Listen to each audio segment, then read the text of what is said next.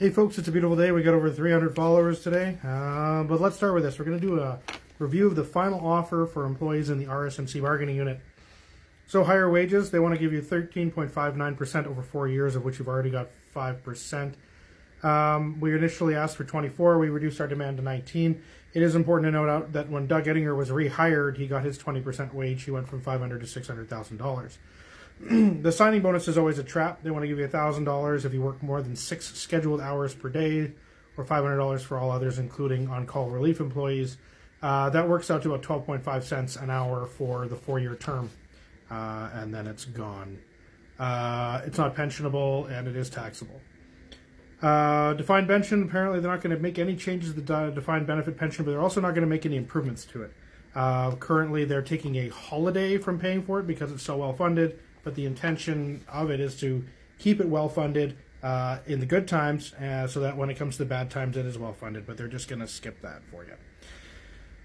Job security. They want to reduce the kilometer radius for displacement of surplus employees. Right now, you have 75 kilometers, but it does not say how much. So you can be displaced by up to 75 kilometers if they don't have a job for your current installation. And they want to increase the duration an employee can remain on the recall list if they're laid off. This allows you to maintain your seniority if you are laid off for up to a year, but they want to increase it. But I have some questions about if you're ever going to get it. Apparently, they don't want to make any changes to our health benefit plans, but we are several years behind on the schedules for, say, dental. We have probably one of the worst lists of medications that just are not covered by our plan. They don't want to make any changes or improvements to the post-retirement benefits. We'll keep our vacation schedules available. Cost of living allowance. We get this, and we get, once it gets triggered, we start getting replacement for anything over that percentage. And it used to be 5.35%.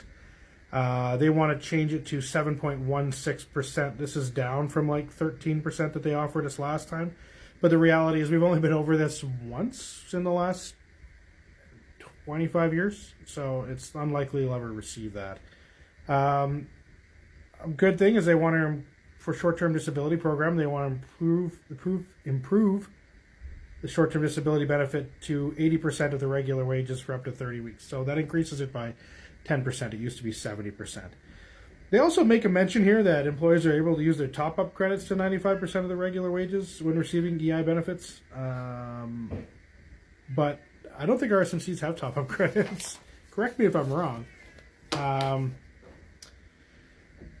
They're trying to get you to give up 4 personal days. They want to give you 13 multi-use personal days in the collective agreement. Currently, 6 of them are not they're not locked in the agreement. That's because Canada Post made a big deal out of separating the difference between sick days and personal days. We used to have sick days, and those would just continue to build up over the years, and there were people who had months and months and months of sick days that they didn't want to pay for. So then they created personal days, which could be used for anything, and they were very different from sick days. Now that the National Federal Labor Code has given us 10 sick days, they want to make them the same thing. So they're trying to steal 4 days from you. It's just really weird. They want to introduce compensatory time off, which can be used in lieu of overtime pay. So basically, if you earn overtime, you can instead bank it at a 1-to-1 ratio. Well, actually, I'm not positive on that. I think it's just a 1-to-1 ratio for time you can use as additional days off. Up to 10 days a year can be built up and carried over. Up to 10 days can be carried over to the following year. But your RSMCs, how much overtime are you getting?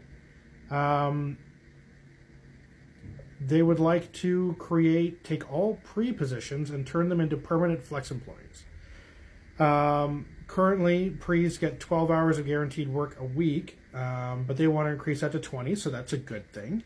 And PFEs will continue to provide weekday route coverage with some new schedules introduced to Saturday and Sunday to deliver parcels on the weekend.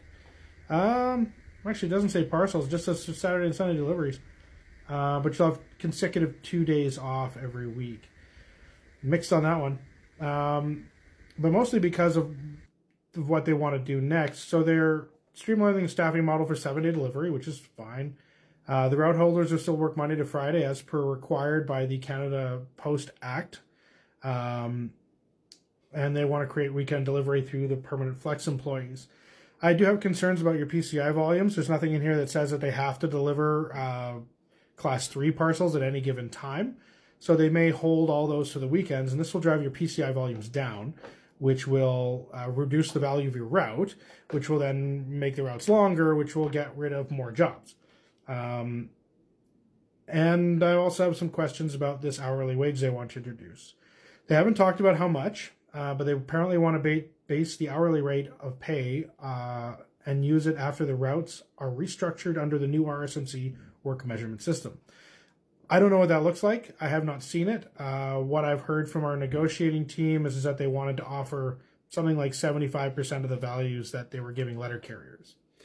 They want to build all the routes to as much as possible to 40-hour work schedules. And they want a schedule to include paid breaks and lunches as applicable.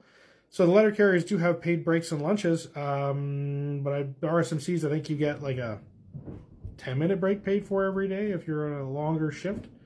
It's a very small amount of time anyway. So as applicable means that if we get you a paid lunch, you'll get paid for it. Makes no comment about that. They want to change the wage progression from a 5-step grid to a 7-step grid. All current employees will take 1 step up the grid. They don't say what they want to do. If they want to create a lower category or a higher category, or if they want to insert them in the middle just to drag out 7 years to see how many years they can drag this out, like the urban members. Existing OKRs will be compensated at 86% of the maximum step of the 7-step wage grid, which is currently 1% higher than it was prior. The CRA automobile allowance rates. So currently they have 60 days from when the CRA changes the rate to give you the money. They want to make this retroactive, which I think is a good thing. Covering temporary absences. So they want to develop a system on how to cover temporary and long-term absences. Right now it's a bit screwy. There's no real definitive order to it, but that's something that the RSMCs need to decide on, and the urban members, they automatically have relief who cover the assignments first, and then temps would come in after that. So that would be similar to Pre's covering the assignments and then OKRs coming in. But there's also the question of should high seniority members be allowed to step up into routes that are higher value. But that's something the RSMCs are going to have to work out. Canada Post will no longer recover overpayments related to the annualized total of personal contact items. They do not do this for anyone else. They do not take money back from letter carriers who deliver a lower volume than what was promised. They just take the money from you. It's just crap. Load leveling. So load leveling is a system where they can take some of your route and give to somebody else. It's a busy day, and on a not busy day, they can take somebody else's route and give it to you. They don't discuss how they're going to pay you for that here, and they also don't get to discuss whether or not the route owner gets to decide whether they do overtime or if the authority is with the corporation to manage that. On-call relief employees, they talk about, so they say that current on-call relief employees become regular employees after signing the new collective agreements will be entitled to the same provisions as current regular employees. That's like COLA, health benefits, pension, job security, pre-retirement, personal days, vacation time. But then they say future employees who are hired after the signing agreement will get health and pension benefits after 6 months of regular employment. So if you're a permanent employee for 6 months, then you get them. They also don't say that you're going to get pension benefit, health benefit, COLA, job security, personal leave, pre-retirement leave, vacation, all that different stuff. In the other document, they do say you do, but it's just a problem with these documents. So that's the whole thing. I don't think it's a good deal. It gets worse for the letter carriers, but have a great day.